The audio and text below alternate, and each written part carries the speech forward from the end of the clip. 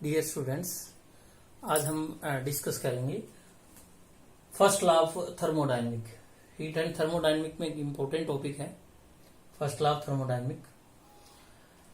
सबसे पहले अगर हम फर्स्ट लॉ ऑफ थर्मोडायनेमिक की बात करेंगे तो मैं आपको एक सिंपल एग्जांपल बताता हूं कि जैसे हमने मान लो एक बोतल में हॉट वाटर लिया और बैलून को उसके बोतल के नेक के ऊपर टाई कर दिया, बांध दिया। तो कुछ टाइम बाद हम देखते हैं कि जो बैलून है वो फूलना शुरू हो जाता है, एक्सपेंड होना स्टार्ट हो जाता है। इसका मतलब क्या हुआ कि जो हीट थी वाटर में से, that is converted into the work done.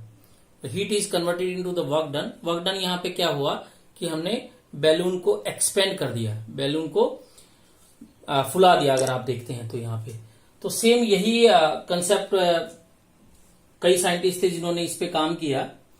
जैसे अगर हम बात कर लेते हैं तो काउंट रॉबर्ट्स ने, जूल ने, इन सभी ने हीट के बारे में स्टडी किया। काउंट रॉबर्ट्स ने जनरली ये कहा था कि जैसे आप गन को ड्रिल करते हैं तो उसमें से जो हीट प्रोड्यूस होती है, तो इसने एक आइडिया बताया था कि work done is directly proportional to the heat absorbed और heat produced during the. Mainly उसमें ड्रिलिंग कर रहे थे तो उसमें जो हीट प्रोड्यूस हो रही थी, तो इसने कहा कि भाई mainly amount of heat produced on conversion of the work done, कि वर्क डन जो है वो हीट प्रोड्यूस्ड में कन्वर्ट होता है। तो ये ओल्ड जो आइडियाज थे उसके अकॉर्डिंग ये था कि work done is directly proportional to the heat produced, और यहां पे एक प्रोपोर्शनलिटी कांस्टेंट जे कांस्टेंट लिया था।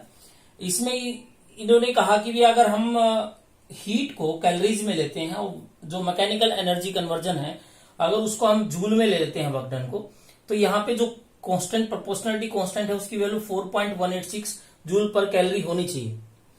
और अगर हम हीट को और वर्क डन को दोनों को सेम यूनिट्स में मेजर करते हैं, when we are measures the heat and work done in the same units से in joule, then J becomes 1, so W equal to Q।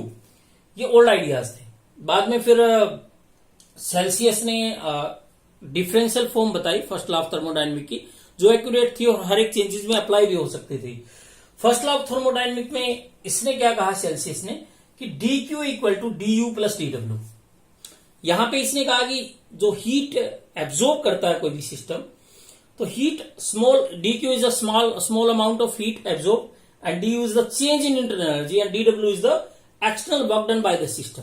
तो यहां पे इसने कहा कि मेनली कि फर्स्ट लॉ ऑफ थर्मोडायनेमिक का जो सेल्सियस की फॉर्म थी वो ये थी कि dQ equal to DU plus DW, की ये नहीं कि जो काउंट रॉबर्ट्स ने कहा कि भाई work done is equal to Q।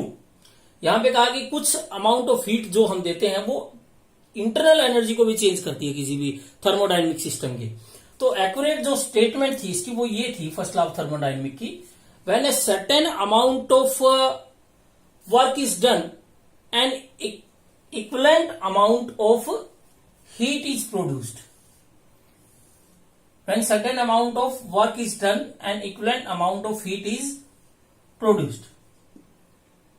When certain amount of heat is absorbed and equivalent amount of work is done.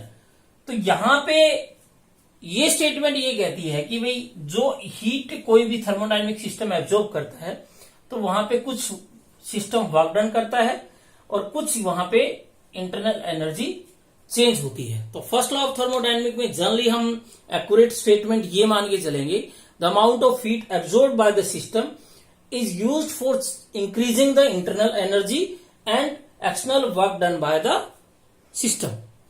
सो आगे हम इसके न्यूमेरिकल्स करेंगे नेक्स्ट लेक्चर में।